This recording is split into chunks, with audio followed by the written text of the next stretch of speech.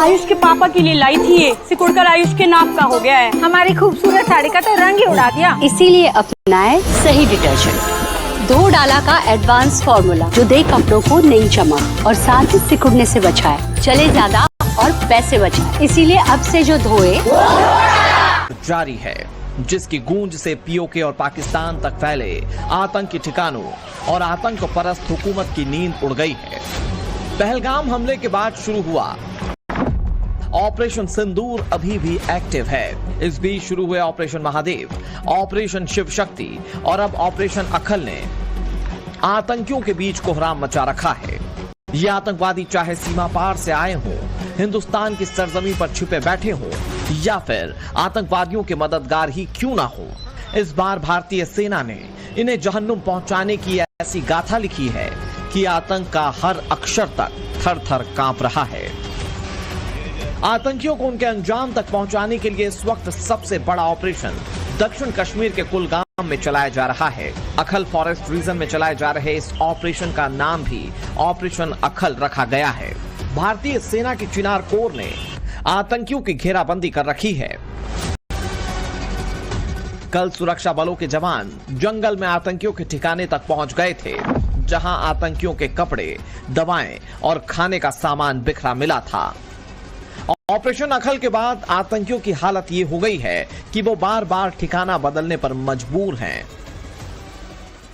दक्षिण कश्मीर के कुलगाम में लगातार पिछले 9 दिनों से आतंकवादियों और सुरक्षा बलों के बीच मुठभेड़ जारी है। हम इस समय कुलगाम में हैं, अखाल एरिया के बिल्कुल नज़दीक है, जहां पर ये ऑपरेशन पिछले कई दिनों से लगातार चलाया जा रहा है। पिछले शुक्रवार को ये ऑपरेशन शुरू हुआ था और इस ऑपरेशन में लश्कर तैयबा के 2 आतंकवादियों को फिलहाल मार गिराया गया है। वहीं दूसरी तरफ भारतीय सेना के 2 जवान भी शहीद हुए हैं। कुल मिलाकर 4 से 5 के बीच जो भारतीय सेना के जवान थे वो घायल हुए थे, जिसमें से 2 जवान उनकी मृत्यु हुई है, उनकी शहादत हुई है। लेकिन इस ऑपरेशन को लगातार पिछले 8 दिन से चलाया जा रहा है। आज इस ऑपरेशन का 9वां दिन है।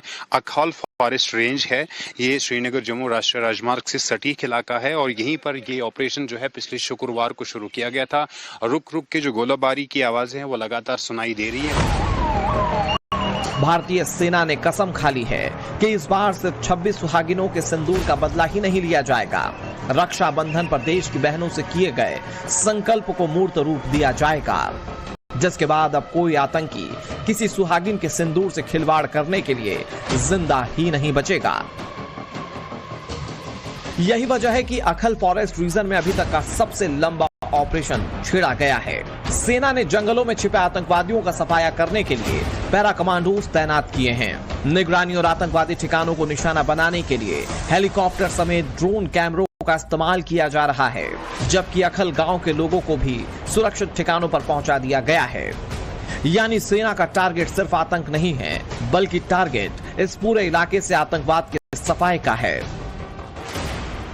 भारतीय सेना रुद्रा हेलीकॉप्टर्स के साथ साथ जो ड्रोन इक्विपमेंट्स हैं उनका इस्तेमाल सर्विलांस और टारगेट करने के लिए इस्तेमाल कर रही है। आतंकी ठिकानों को, आतंकवादियों की मूवमेंट को लगातार ट्रेस किया जा रहा है और उन पर जो है उनको निशाना बनाया जा रहा है। फिलहाल इस ऑपरेशन को जो है जॉइंटली सुरक्षा बल अंजाम दे रहे हैं एक साथ मिलकर, और ये घना जंगल है। ऐसे इस घने जंगल में ऑपरेशन को अंजाम देना काफ़ी मुश्किल सुरक्षा बलों के लिए हो जाता है। कहीं ना कहीं पर वो एक दिक्कत आ जाती है, क्योंकि घना जंगल है और घने जंगल में ड्रोन से सर्विलांस करने में भी दिक्कत आती है। लेकिन सुरक्षा बलों की फिलहाल यही प्राथमिकता है कि इस जंगल में, जो कि अखल दक्षिण कश्मीर का कुलगाम का इलाका है, इसमें छुपे बैठे आतंकवादियों को जल्द से जल्द जो है उनको सफाया किया जाए, इनको मार गिराया जाए और अखल में रहने वाले लोगों को भी फिलहाल सेफ लोकेशंस की तरफ सुरक्षा बलों ने मूव किया है।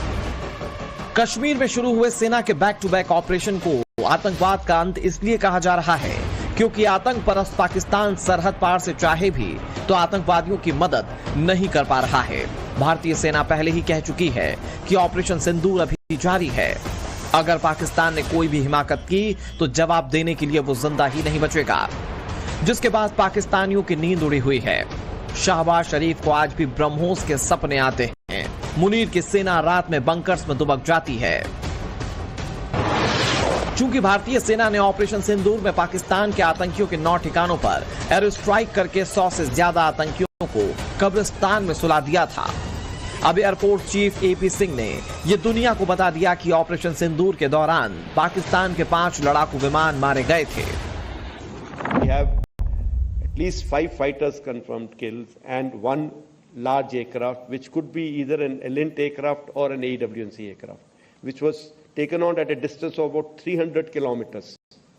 This is the actually largest ever recorded surface-to-air kill that we can talk about. वायुसेना चीफ का सीधा इशारा है कि न तब प्लानिंग में कोई चूक हुई थी और न अब गलती का कोई सवाल है। टारगेट अभी भी फिक्स है और निशाना अभी भी अचूक है। यदि सीमा पार से किसी ने हिमाकत की तो उसका अंजाम पूरी दुनिया देखेगी। भारतीय सेना को भारत सरकार की पूरी छूट है और इसी का अंजाम था कि भारतीय सेनाओं ने पाकिस्तान के अंदर घुसकर 100 से ज्यादा आतंकवादियों को मार गिराया और अभी भी जम्मू कश्मीर में एनकाउंटर जारी है। भारतीय सेना ने पहलगाम का हिसाब बराबर कर लिया। घाटी में 26 के बदले 26 आतंकियों को ठोका जा चुका है, जिसकी पूरी लिस्ट सामने आ चुकी है। ऑपरेशन अखल के तहत कुलगाम में लश्कर तैयबा के 3 आतंकियों को मार गिराया गया है। मारे गए आतंकियों में कुलगाम का रहने वाला जाकिर अहमद गनी, सोपोर का कैटेगरी ए का आतंकी आदिल रहमान डेंटू और पुलवामा का हरीश डार शामिल था। सेना के मुताबिक लश्कर के इस ग्रुप को आतंकियों की भर्ती और सीमा पार से घुसपैठ करने वालों के लिए लॉजिस्टिक सपोर्ट को सक्रिय करना था। सांबा में हुई मुठभेड़ में बीएसएफ ने जैश-ए-मोहम्मद के 7 आतंकियों को मार गिराया, जो सभी पाकिस्तानी आतंकवादी थे। ये मुठभेड़ हाल के महीनों में जैश-ए-मोहम्मद के आतंकी नेटवर्क के लिए सबसे घातक थी। सेना ने फॉरेंसिक और बायोमेट्रिक जांच से उनकी पहचान की पुष्टि होने तक उनके नाम नहीं उजागर किए हैं। शोपिया के केलार की जंगल में हुई मुठभेड़ में सुरक्षा बलों ने लश्कर के 3 आतंकियों को ढेर कर दिया। इनमें शाहिद कुट्टे, अदनान शफी डार और आमिर बशीर शामिल था। त्राल के जंगली इलाकों में एनकाउंटर में सुरक्षा बलों ने जैश-ए-मोहम्मद के 3 आतंकियों को मार गिराया। ये आतंकी भी त्राल के रहने वाले थे। मारे गए आतंकियों में आसिफ अहमद शेख, आमिर नजीर वानी और यावर अहमद भट्ट शामिल थे। ऑपरेशन शिव शक्ति के तहत पुंछ में लश्कर के 2 आतंकवादियों को मार गिराया गया था। हालांकि सेना ने तीनों आतंकवादियों की पहचान नहीं बताई, लेकिन बताया गया कि तीनों आतंकी पीओके से घुसपैठ करके आए थे। ऑपरेशन महादेव के तहत सुरक्षा बलों ने मुलनार गांव में लश्कर के 3 आतंकियों को ढेर कर दिया। इनमें सुलेमान, अफगान और जिब्रान शामिल थे। गृह मंत्री अमित शाह ने संसद में बताया था कि ऑपरेशन महादेव में मारे गए ये तीनों आतंकवादी वही थे जिन्होंने पहलगाम नरसंहार को अंजाम दिया था। साथ ही ये भी बता दिया था कि ये बदले की आग है, ये प्रतिशोध की ज्वाला है, ये प्रतिज्ञा है प्रतिकार की। इस बार आतंकिस्तान पर हिंदुस्तान का अंतिम प्रहार है, जिसका सिर्फ एक ही अंत है, आतंकवाद का खात्मा।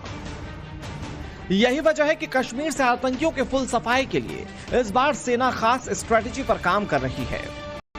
एक तरफ पाकिस्तान पर लगाम लगाने के लिए ऑपरेशन सिंदूर जारी है, वहीं कश्मीर घाटी में अलग अलग ऑपरेशंस, अलग अलग स्ट्रेटेजीज के तहत शुरू किए गए हैं। ऑपरेशन अखल कुलगाम के फॉरेस्ट रीजन में चलाया जा रहा है, जिसका उद्देश्य आतंकवादियों की मौजूदगी की पुख्ता खुफिया जानकारी के आधार पर उन्हें ढूंढ कर निकालना है और मार गिराना है।